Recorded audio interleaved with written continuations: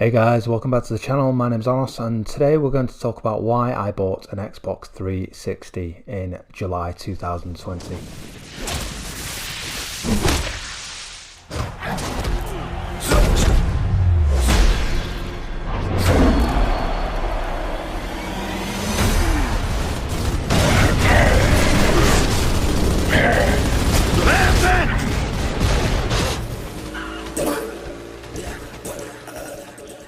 In this video we're going to cover first of all what I got and how much I spent, and what it cost me and what I got for the money I laid out.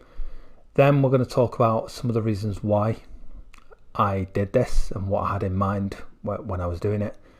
We're going to talk about why it's a good idea, although I'm not going to be telling you that you should go and do this, because obviously that's up to you.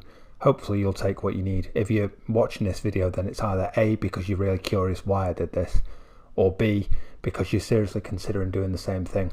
So hopefully this video will be useful for you.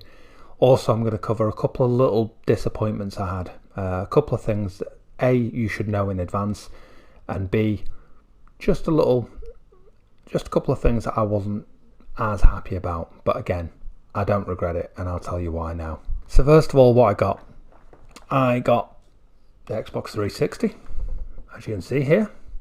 I probably shouldn't be waving it around like that. I got a controller and I got all the cables. Now it came unboxed. There was no box with it because I bought it from a second-hand place in the UK. I also got a bunch of games. So I got Dead Rising, I got Space Marine, I got Gears of War 3, I got Fable 2, Ninja Gaiden 2, Dragon's Dogma, and Halo 3. Each of those, now we're going to come on to the price side of things. Okay, so each of those was between £1 and £2. That works out as what? A couple of dollars if you're in the US. Ridiculously cheap. In total, I spent around £90. So again, the equivalent of about $100 in the US. My base console is a PS4. And there are certain games on the PS4 that you can't get. Now I know there are, if you've got an Xbox One, then there is a lot of backward compatibility. A lot of games, I think it's something like 500 games, are backward compatible, so you can still play them. So, it's possible this video, if you are an Xbox One user, you might not need an Xbox 360. That said, there are a couple of games, one of which in particular that I had in mind. That's a lie. Two of which that I had in mind when I made this decision, and it was Space Marine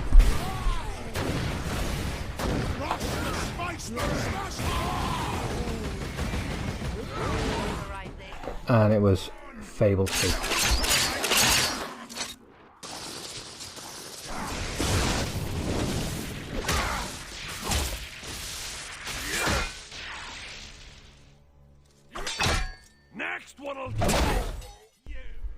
Now those ones, that cost me £3 altogether for those two games. Now those games I don't believe you can get if you're on the Xbox One, so it might be worth considering. I'm likely to do some kind of review on those games at some point.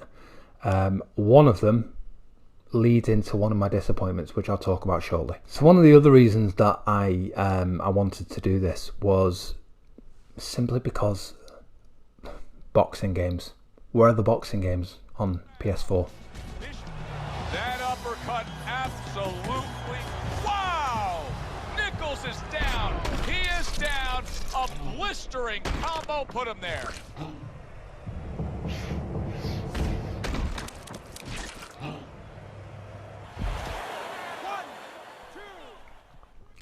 Now I love boxing games. When I was younger, they used to be my main type of game that I wanted to play, and it just seems like there aren't any really good new options available. Now again, if you're on Xbox One, you might be able to pick up Fight Night Champion. That's actually the title I went for on the Xbox 360. Now the graphics comparison that I've seen, I've watched a couple of videos. Yes, there's a difference, but is it game changing? Is it going to make, is it going to change your life? Probably not. I think realistically, if you just want to play the game, an Xbox 360 is what So there's £90 on one hand. If you're looking at an Xbox One, even if you're picking one up, second hand and cheap, you're still looking at around maybe £250 up to $300, something like that. So if you're just looking for a system that you want to play some games on, and you're not necessarily worried about the top end quality graphics, and you want to play some of the old school games that may not be available, it's a great idea. I've had the best time playing some of these games. So another reason I decided to do this is I've got a 6-year-old son. Now he has been playing some games. He's got a Nintendo Switch, but he tends to rattle through the games pretty quickly. And obviously it's not cheap. It's not cheap to do that. 20, 30, 40 pounds per game, possibly more. Now, again, the same with the PlayStation 4. If he's on the PlayStation Store, now this is the difficulty. And again, I'm going to get into a rant about the younger generation here, but he is used to everything being instant and being at his fingertips. Now, I am trying to teach him not to be spoilt. I'm trying to teach him not to be too demanding. And I'm trying to teach him not to have too high expectations. Now, at the age he's at right now, graphics aren't as important to him. The top of the line, the absolute top of the best of the best. It just isn't that important to him right now. At the moment, for him, it's all about the gameplay. Which, in all honesty, I think it kind of should be for us, right? I think we get too hung up on the graphics side of things, and you see the top end graphics, and I do the same thing. I'm looking at the PS5, I'm looking at the Xbox X, and I'm really excited for it. But again, it's about the gameplay, it's about the engagement, and some of these games are just awesome. Already I've had hours and hours and hours of game time out of these, and they're about £10. Cost me £10, and there's hours and hours of gameplay. Fable 2, you can get a good 50 hours out of that easily. So anyway, back to my point. So with my son beginning to become more demanding, and wanting more games and rattling through games quite quickly, and obviously we've had this whole COVID thing, which has meant we've not been able to go out as much, which meant he's spent more time in front of the screen, which is not necessarily what I like to do, but it does keep him entertained when there's nothing else going on. This is a brilliant option. So if your child is between the age of 4 and 9 or 10, and they want to play some computer games, it could be a great idea. Think about it. Each one of those games was about £1. You can even pick up the Lego games, and they're more expensive because they've lasted and they've aged better. But you're talking £5, £10 tops, whereas you're going to pay double that on a PlayStation 4 or an Xbox One. You can actually save yourself quite a bit of money.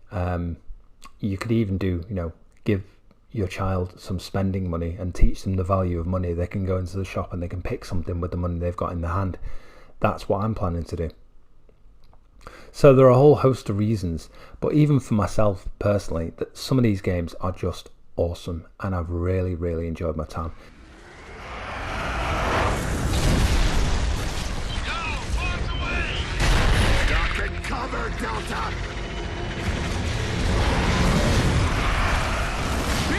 Tickers! What the hell's he thinking? Okay, so a couple of points to note. First of all, the Wi-Fi on the Xbox 360, not that good. And I don't know if it's just the one I've got, but it really wasn't very fast. I downloaded Fight Night Champion because I couldn't find a copy in the shop. Now that only cost me £5. The problem is, downloading it was going to take forever. So what I did is I plugged it in. I got a LAN cable, plugged it in, and it downloaded in no time. So just be aware that the Wi-Fi might be an issue. Again, it might just be the box I've got, but just wanted to make you aware of that early doors. The second thing to note is the controller, which I completely forgotten, because I used to play one of these back in 2006, I think it was. So the controller comes without batteries. So if you're buying it second hand, be aware there is a battery pack in here. Mine came without batteries, so I did the typical kid at Christmas thing. Got home, got it all set up, got excited, and then couldn't play. So yeah, just bear that in mind. It will take AA batteries, pretty standard batteries. You'll get them from anywhere, but just be aware before you settle down for a good session and realise that you can't actually play the thing. The disappointment I talked about earlier, the one bad thing that I wasn't sure about was the multiplayer. Now, one of the games that I had in mind when I got the 360 was actually this, Space Marine. It's awesome. It's Warhammer 40,000. You play the Space Marine. There's a campaign. The campaign's okay, but what really made it for me, which is, again, going back to when I used to play back in 2006, 2007 maybe, what really made it was the multiplayer. It was awesome. It was really good.